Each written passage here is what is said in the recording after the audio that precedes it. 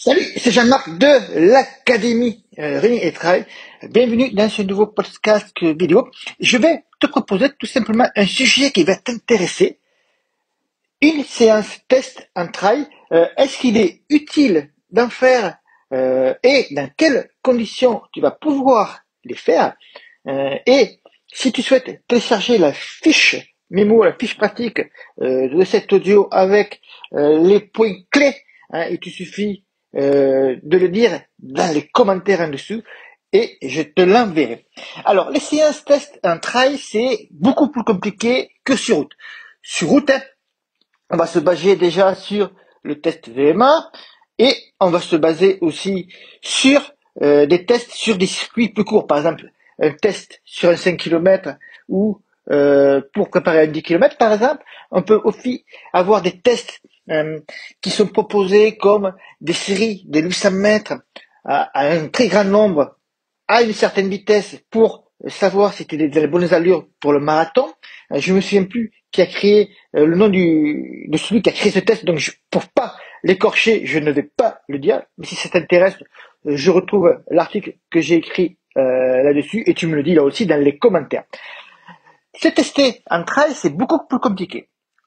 On a le test VMAA, c'est-à-dire vitesse maximale aérobie ascensionnelle, qui permet de se tester, savoir sa valeur, son potentiel en montée selon le pourcentage de pente. J'en ai déjà parlé sur mes pages Facebook, donc je te propose de refaire un petit retour en arrière si tu veux le redécouvrir.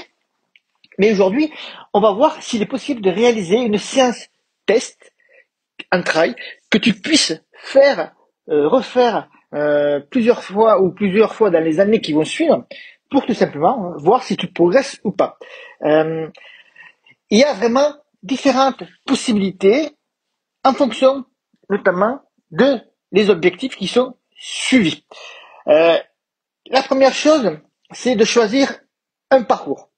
Un parcours qui peut faire 5-6 km grosso modo, avec plus ou moins du dénivelé. Si ça se rapproche du profil de ta course, c'est tant mieux.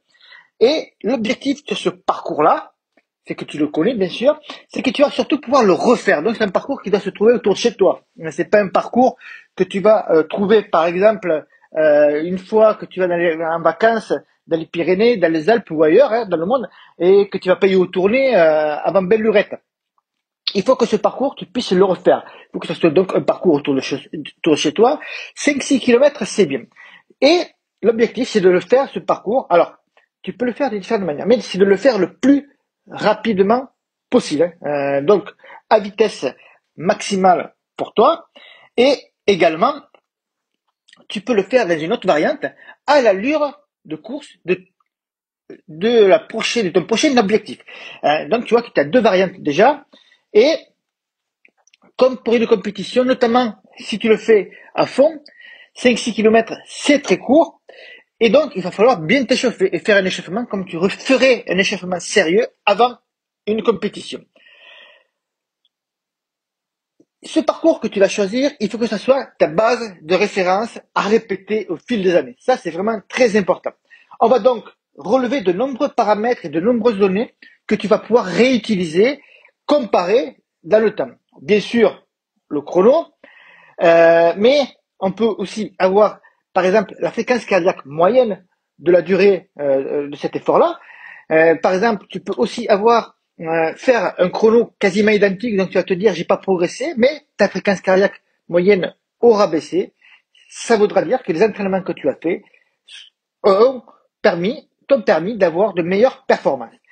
On peut relever aussi les fréquences cardiaques maximales, savoir sur des cotes notamment si ta fréquence cardiaque maximale évolue ou à effort identique si tu t'économises mieux ou pas dans certaines parties du parcours. On peut avoir aussi utilisation de la fréquence cardiaque de réserve. On peut aussi étudier, comparer les temps de montée, les temps de descente sur certaines parties du parcours. Et tout ça, bien sûr, on va se fier aussi aux sensations. Bref, on peut aussi utiliser la cadence de pas. Il y a vraiment des possibilités infinies à utiliser, à se baser ensuite pour calibrer au mieux tes entraînements. Et il y a aussi une autre séance test que tu peux faire, c'est pour les ultra-trailers. Les ultra-trailers, 5-6 km, ça paraît court. Tu peux prendre alors un parcours qui va jusqu'à 15 ou 20 km et qui va te servir de base de référence pour voir si tu fais des progrès ou pas. Parce que comme je l'ai dit, sur route, c'est plus facile de voir les progrès. Il y a les chronos, il y a la VMA, il y a une multitude de tests disponibles. Tu en trouveras partout sur le web, et avec des variantes, des séries, etc. En trail, c'est beaucoup plus compliqué.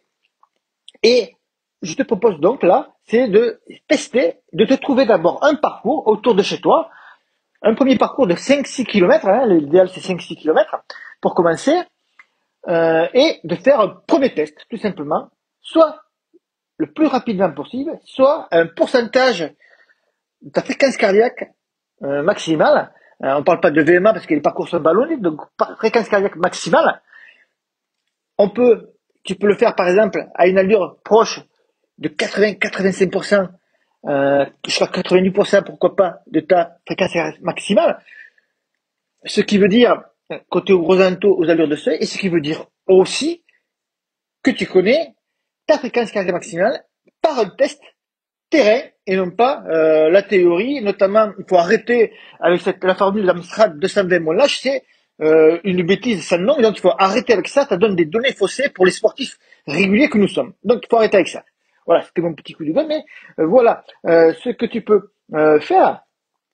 Bien sûr, ces séances que tu vas faire, ces séances tests, tu peux le faire en période de préparation spécifique ou pré-compétitive, c'est-à-dire jusqu'à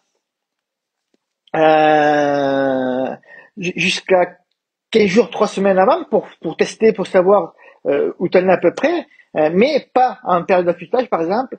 Elles doivent être aussi assez espacées. Si tu veux faire le test à vitesse maximale, le plus rapidement possible, que tu refais sur ce même parcours de 5-6 km, tu veux voir par exemple à 85% de ta fréquence cardiaque maximale, tu vas pas le refaire de la semaine qui suit parce que ce sont quand même des tests exigeants. Tu vas le refaire 3 ou 4 semaines après. Bien sûr, l'idéal, c'est de les réaliser sur un parcours qui est semblable ou proche de ta course objectif. Mais bon, on sait que c'est pas toujours possible et c'est assez contraignant. Donc voilà les séances tests que tu peux faire, la séance test que tu peux faire avec les nombreuses variantes. Si tu as des questions sur cette séance test de trail, tu me laisses un commentaire en dessous. Je te mettrai un mot magique à dire pour que je puisse t'envoyer cette fiche, la fiche pratique de cette séance test pour les trailers. Je te souhaite une bonne journée, bon run et à bientôt. Ciao, ciao!